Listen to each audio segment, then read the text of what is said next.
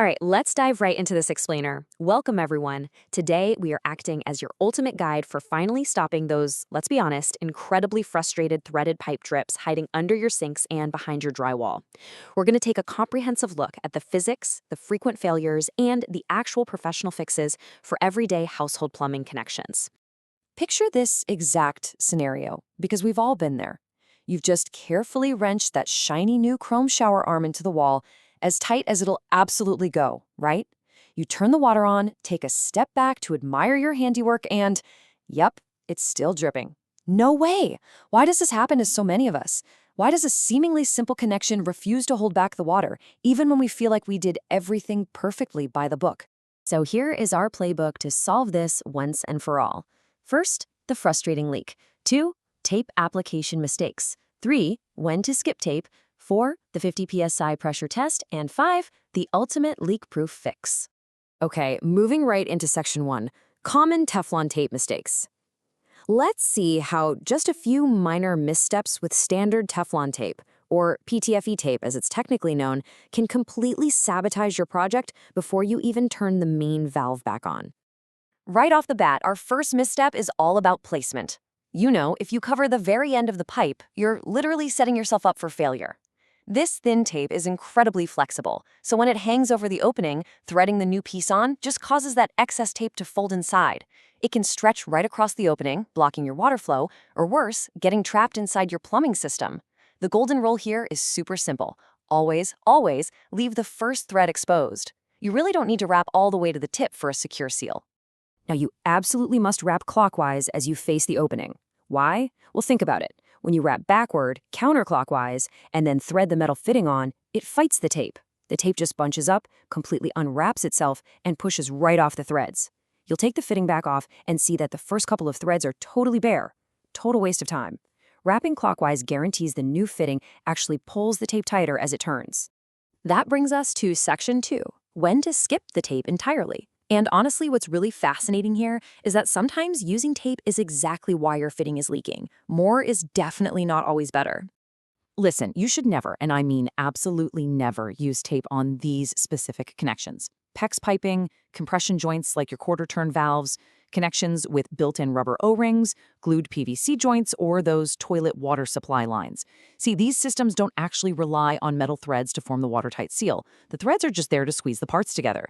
The real hero is the rubber inside flattening out and clamping down. Adding tape just throws a wrench in the whole mechanics of the joint.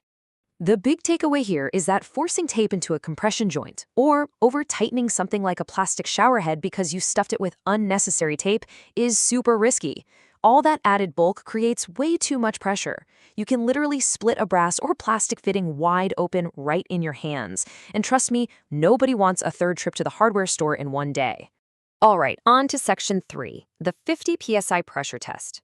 Let's look at some empirical evidence with a realistic 10-minute water pressure test. This was run at 50 psi, which is right in the middle of a typical home system, and done behind a drywall cutout to accurately simulate what is actually at stake in your house. Let's break these results down. First up, we've got this viral internet method where you twist the tape into a string and bury it in the grooves. Sure, it passed, but man, it takes 3 times as long and requires tedious precision. But look right below that. The standard 3 wraps of cheap white tape completely failed. Steady leak detected. Now, behind a wall, a slow leak like that goes unnoticed until it totally destroys your drywall. Meanwhile, notice how the thicker premium tape and the standard tape mixed with pipe dope passed perfectly, dry as a bone. But here is the crazy part. Community data reveals nearly half of us, 48%, rely exclusively on standard Teflon tape with just a few wraps. That's the exact method our test just proved is incredibly vulnerable to failure. Meanwhile, only 32% use that bulletproof tape and dope combo, and a tiny 7% use premium thicker tapes. We are, as a group, overwhelmingly choosing the riskiest option out there.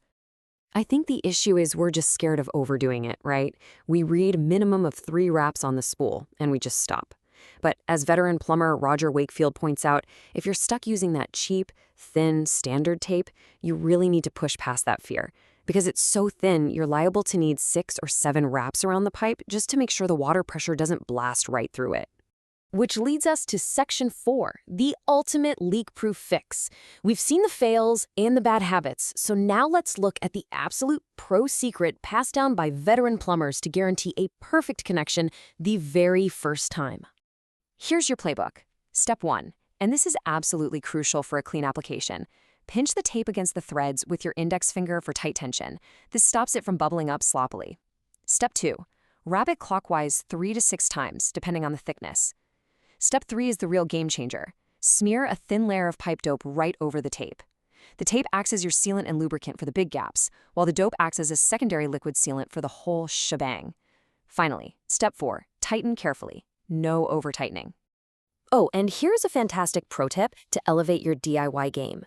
If you're installing a shiny new chrome pipe, say, into a brass fitting for a pedestal sink, put down the standard heavy-duty pipe wrench. It'll completely chew up that beautiful finish in seconds. Instead, grab an internal pipe wrench. It slips inside and grips the interior walls with a cam mechanism, letting you tighten it perfectly without a single scratch on the outside. It is brilliant. So, you've got the empirical data, you know exactly when to skip the tape entirely, and you are armed with that unbeatable tape and dope technique. You are officially ready to avoid the mistakes that trip up almost half of all DIYers. The only thing left to ask is this: with this veteran plumber's playbook in hand, which stubbornly dripping fixture in your home are you going to conquer today? Or, perhaps even scarier, what hidden connections behind your drywall might be slowly failing right now just because somebody only used 3 wraps?